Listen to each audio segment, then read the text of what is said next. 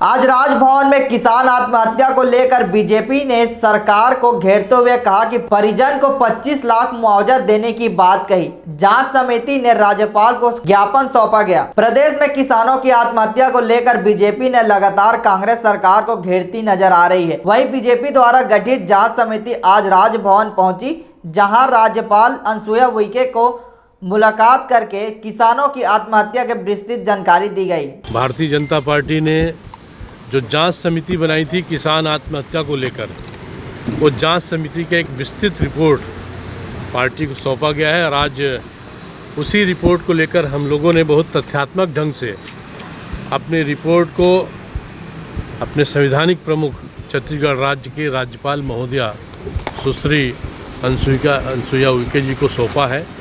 और उसमें विस्तार से हमने जानकारी दी है कि छत्तीसगढ़ के मैदानी भाग में भी, जहाँ हमारा रायपुर संभाग, दुर्ग संभाग और इसके साथ साथ बिलासपुर संभाग, जहाँ धान की बहुतायत खेती होती है और उसमें फसल को खराब होने से बचाने के दृष्टि से जो भी प्रयास किसान ने किया अपनी ओर से, लेकिन सरकार की नीतियों के चलते जो वर्तमान में उनको नकली और गुणवत्ताहीन कीटनाशक प्रदाय की जा रही है, उसके चलते वो फसल बचाने में नाकामयाब हुए।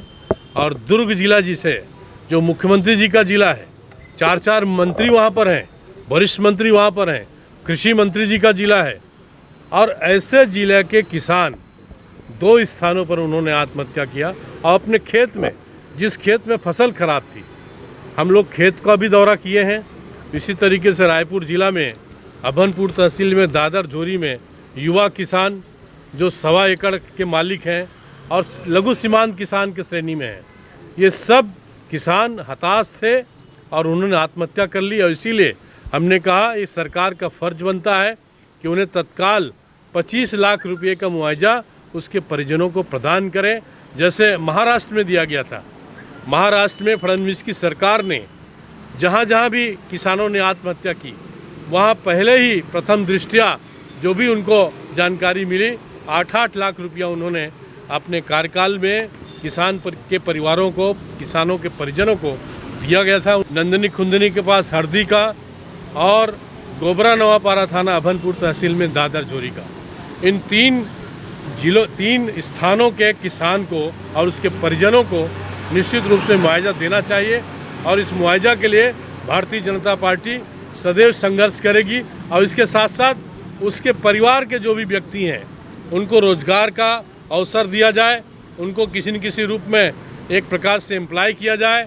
और उसके साथ साथ हमने कर्ज माफ़ी का भी इसमें अनुशंसा की है।